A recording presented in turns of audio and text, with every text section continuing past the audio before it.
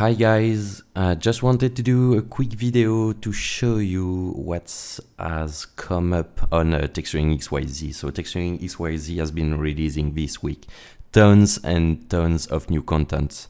And with this new content came a new texture for creatures. And I love doing creatures, and I wanted to show you how to use these packs.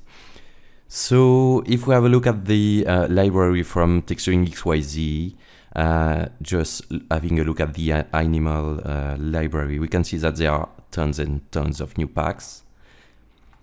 And with these new packs, there are a new way of using them. So if we have a look at, for example, the animal caiman body, we can see that what is included if you purchase pack, you can see that you will be deliver some albedo maps, some roughness, normal, height, bump and cavities.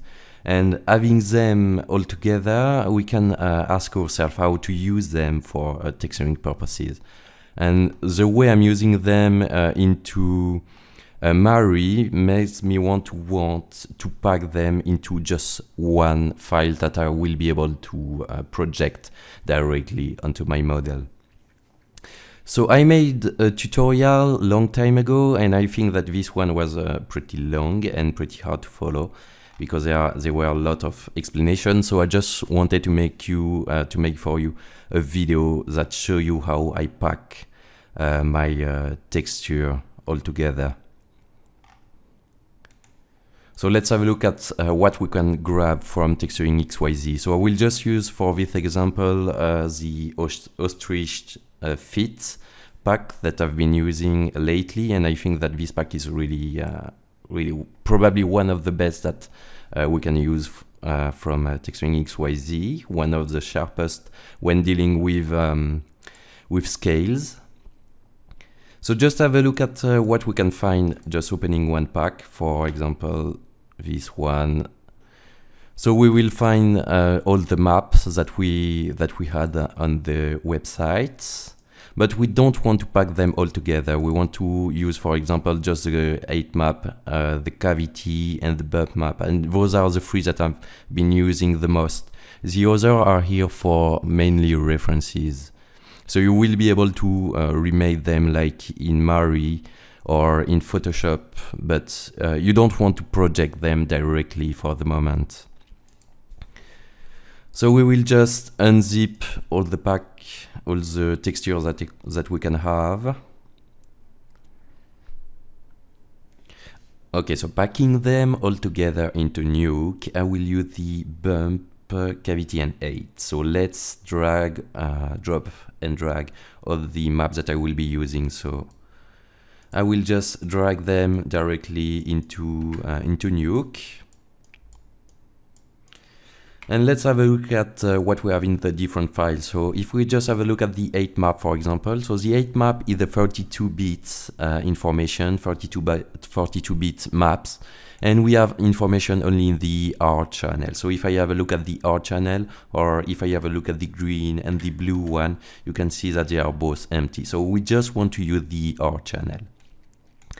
So within the R channel, something that we will have in the bump map and cavity will be the same. So both the blue and green channel will be empty. So we just want to use the R channel and copy it into the information of the green of the 8, and copy the information of the R channel from the cavity into the information of the blue channel of the 8 map. So in order to do that, we just have first of all to have a look at the mid value of the bump map. So comparing the mid value of the bump map and the 8 map, we can see that the mid value is different because the information that we have in the bump value are 16 bits, and the information that we have in the 8 map are 32 bits. So we want first of all to convert the information from the bump channel to match to the one of the 8 map. So in order to do that, just double click on the bump channel, and in the color space mode, we will ask Nuke to convert it to linear linear color space.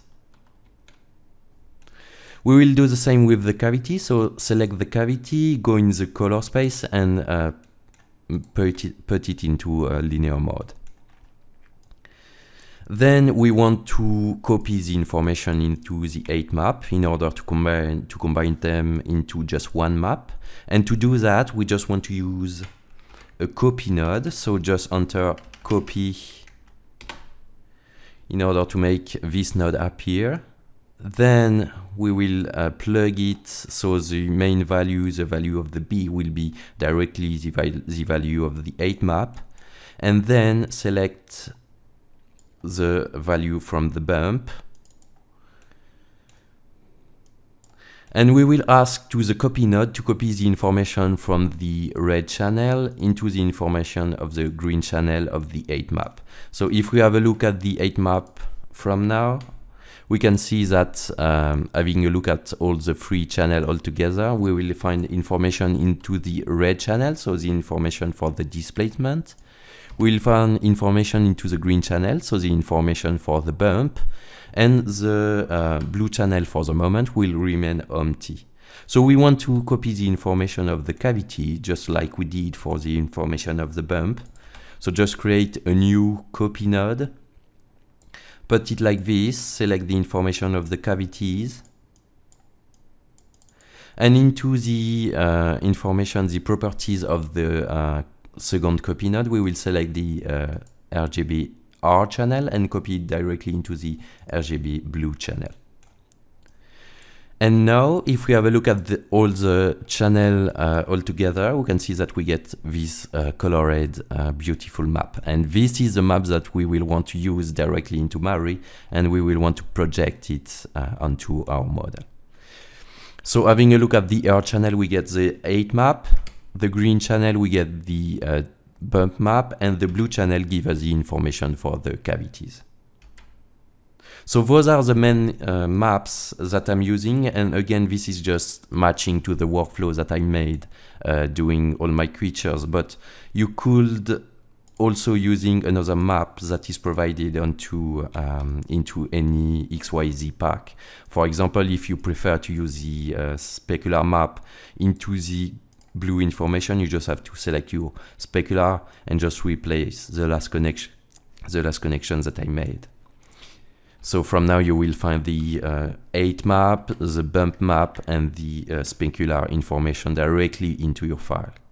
And also do not forget, because this map is a 16-bit map, do not forget to convert it directly into linear information. So just getting back to my all-in-one file, I will now export it directly out of Nuke. So just create a write node, and within this write node, I will export it directly into this folder. So copy the name of the folder, just enter a name of the map. So for example, ostrich fits all in 101, because this will be my first iteration, and just select an export format. So for this example, I will use the TIFF format, hit enter. And then I will have to enter the data type. And this is really important because you don't want to compress and to lose any information coming out from all the files that you packed on together. So you will ask Nuke to export a 32-bit map. Then you can choose the compression that you want and just enter render.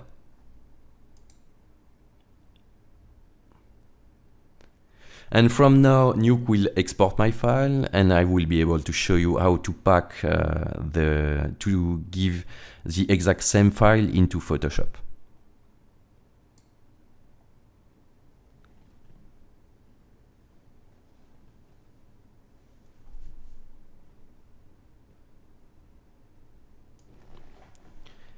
So doing the same manipulation into Photoshop, we want to copy the information from the bump and cavity directly into the 8 map. So we want to start with the 8 map because the 8 map, like I said, is 32 bits information. So we will find all and all the information that we need, and we don't want to use the bump or cavities to start to pack on all the map together, because bump and cavities have less information than the 8. So just start by opening the 8 map. So we want to go directly into the channel information, and like we have seen it in Nuke, we can see that we have only one channel. We have only a gray channel. So we want to convert this into a three channel map. So we will go into the image option, image menu. We will go into the mode and ask Photoshop to convert it into RGB map. So once it will be converted, we will be able to see that from now we will have a green and blue channel, but they are all displaying the same information. So the information from the R channel, from the displacement, has been copied directly into the green and into the blue. And we want to find back the bump and cavity to replace the information from the 8 map. So we will ask Photoshop to copy them for us. So we will open the bump and cavity, copy them into Photoshop. So we will start with the bump information. We just have to go into the bump window, then select the information from the gray channel. It's Control A to select all of the map, all of the pixels from the map. Control C to copy them. Go back into the 8 map. Then we want to copy the information. We want to pass them into the green channel. So just select the green channel. Same operation. Do Control A and Control V to copy the information from the former map. And something that is great with Photoshop is that, as we can see, Photoshop did for us the conversion for the mid value for the color space information. So the gamma correction has already been applied directly onto my file. So now we have the 8 map and the bump map that has been packed on all together, but we still want to pack the cavity. So same operation for this. Go into the cavity window, select the gray channel from the cavity window, from the cavity map. Control A to select everything, and Control C to copy it. Go back into the 8 map, go into the blue channel, Control A and Control V to pass the information from the cavity. And then if I have a look now at the RGB value altogether, I can see that I have the exact same map, same as the one that I did into Nuke. So I will be able to export this map out of Photoshop, Control Shift S, and then rename it Ostrich Fit All-in-One 02 for the iteration. Save the information. And something that is really important here is to set the bit depth into a 32-bit information, and select for the image compression. If you want to reduce the size of your file, you can still select the zip information or the lazy compression, and just click on OK to export your map.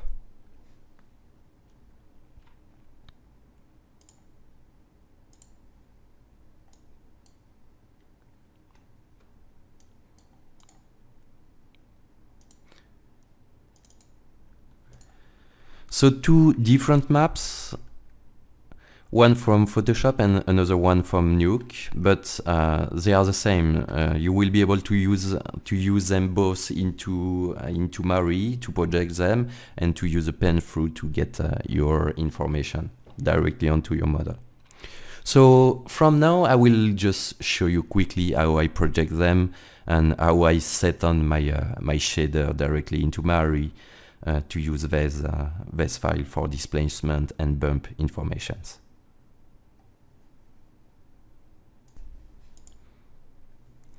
Okay, so let's open up a project into Mari, and this is just to show you quickly how to use the files. So from now I will just do a new channel, and I will also import the files that I precedently packed on together into Nuke or Mari or Photoshop.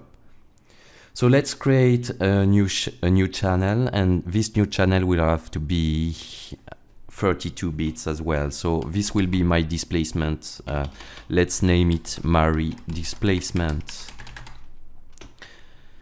And for the information, I want to set it maybe something like 8 key, or let's do it just 4 key for the sake of demonstration.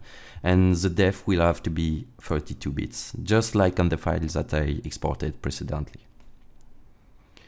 For the color information, I want to set it to a mid value, intensity of 0.5. Okay. Color space will have to be linear. And then I just have to apply. Okay, so from now I will have my file that is my channel that is available directly into Mari, but I still want to import the image that I exported just before. So I will go into the image manager and just open up the new file that I made. So let's go into the desktop and packing XYZ, and I will open just one of the maps. So just open the all-in-one 01.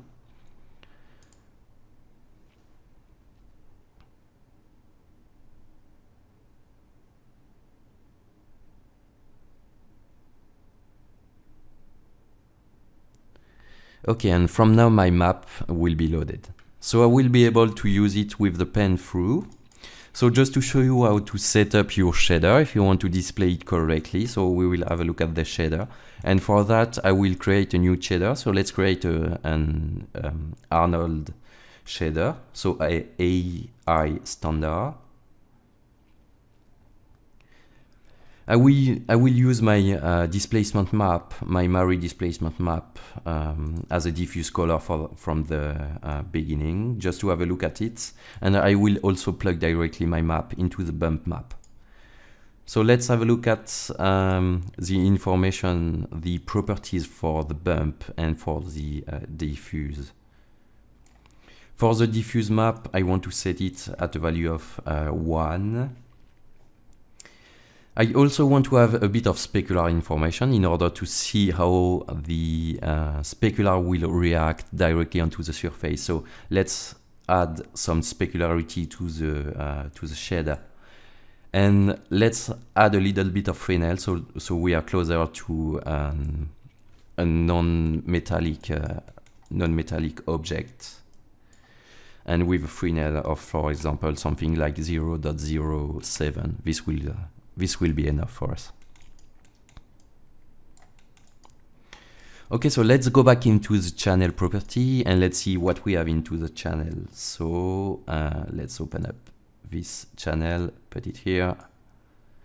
So for the moment, I just have my base layer that I will be able to paint directly on.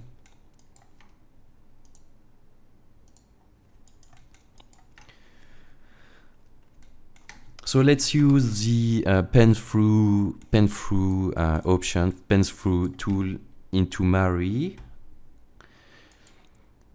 and use the ostrich fit map to pen through.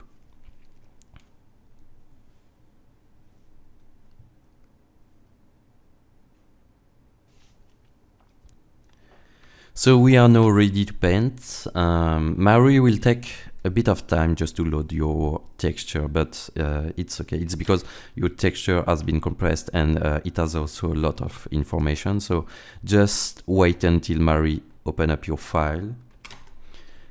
And from now we will be able to paint through the texture. So for example, if I want to apply just a bit of scales onto the feet of my dragons, just have to set the size for my texture, and then I will have to pen through like this.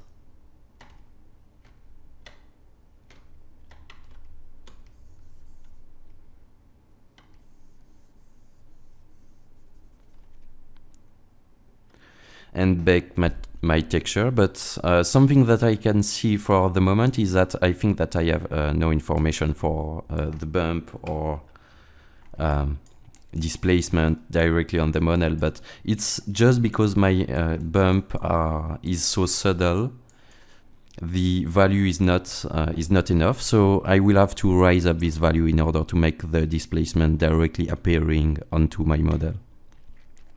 So just give another stroke to have more information to display before I can adjust the value of my within my shader. So I do something like this to start with. Then I will go back into the shaders, have a look at what is inside, what is set for the bump value, and I can see that I have a really low value. So I want to raise up this value in order to make my displacement appearing.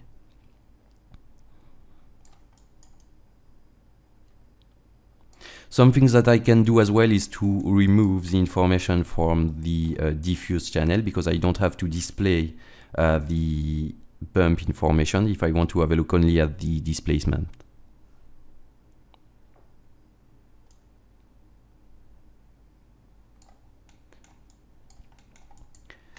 And this is it. I mean, I just have to paint all the bump and all the displacement information, having it set up directly into Mari.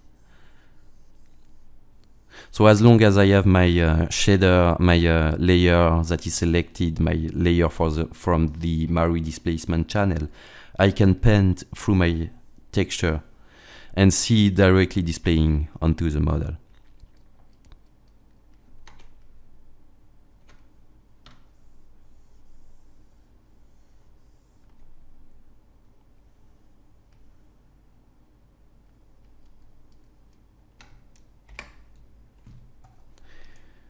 Okay, so one last step that we may want to do in order to display the information from the displacement and the information for the bump is to share the layer that we have, the first layer that we have. So I will show you how to do that. So this is our first projection layer. So let's call that base displacement layer. We will put this layer into a group. So this will be our base disp group. And we will want to share this layer. We will want to isolate only the red channel, for example. So for sharing the red channel, something that we can do is to for isolating the red channel, something that we can do is going into the adjustment, and we will use the copy channel adjustment. And this copy channel will be set with the red channel by default. So we will be able to see only the information for the displacement. So we will call this layer isolate our copy channel. And then something that we want to do from now is to isolate the information from the green channel. So we will not do it directly with the isolate red channel, but we will be able to do it by sharing the base displacement layer. So holding the shift key, just drag and drop on top of my other layer to share the first layer. So this one will be an instance of the first one that I did. Then I will select the share base displacement layer, put it in another group, call this one base bump GRP, and I will use a copy channel to isolate the green channel.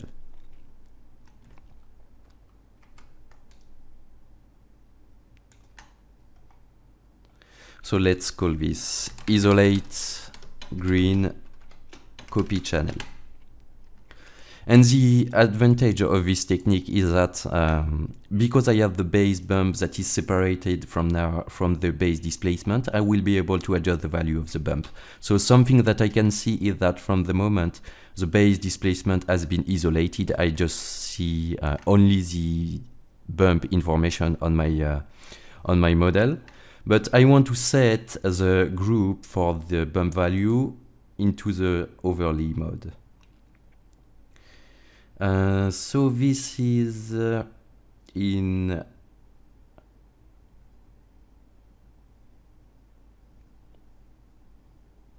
okay, I find it back. So this is in contrast, so you can find it in contrast and put it into overlay.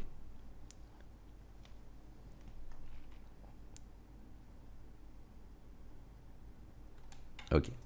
So having it put into overlay mode will allow you to have the information that are separated, and from now you will be able to set the intensity of the bump.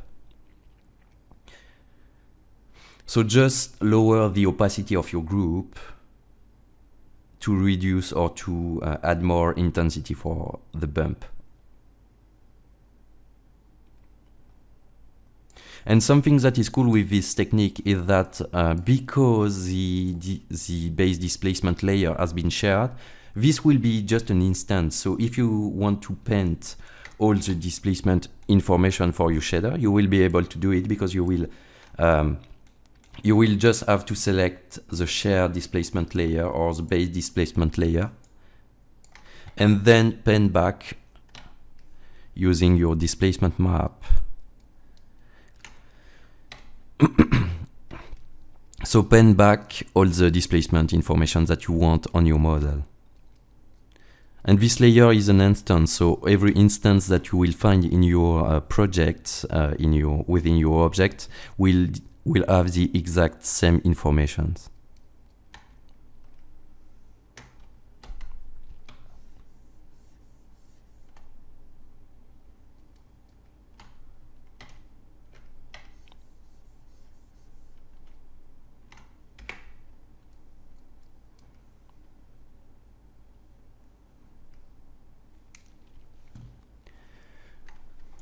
Okay, so this is it for this tutorial. I hope that you find this information useful. See you probably in the next video.